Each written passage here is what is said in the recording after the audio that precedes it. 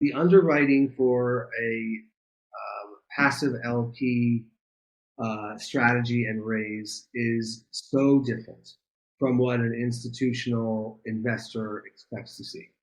Um, there's a lot more hidden fees, guys. There's a lot of not hidden, but there's an acquisition fee, there's a dispo fee, there's a larger management fee.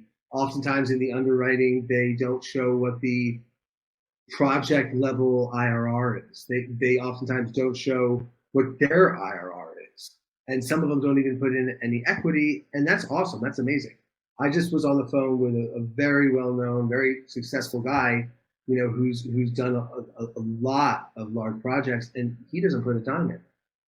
And if you don't like it, go away, right? So if you're able to do that, more power to you.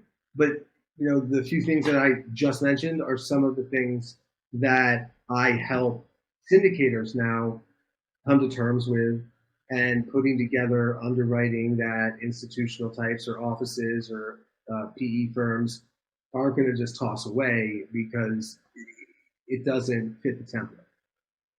Yeah. And look, I hope they find that helpful, and they also maybe need those intros to like a whole new pool of entities and people.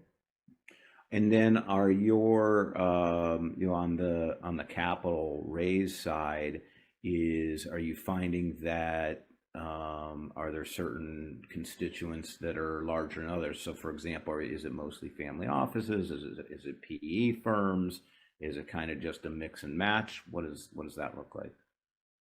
It's a hard job, Roger, and basically it's the CIOs or the managing members of multifamily offices or family offices, advisors to family offices.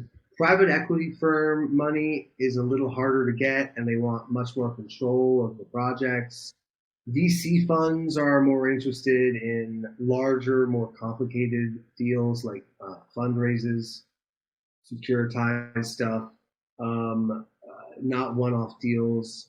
So, but to answer the question, it's whoever I am able to form a great rapport with. And like I said, the best way to do that is to not, I'll use the word mess up, and send them things that don't look right. And I think that I've made that mistake enough to try to help other people as an advisor not make that same mistake.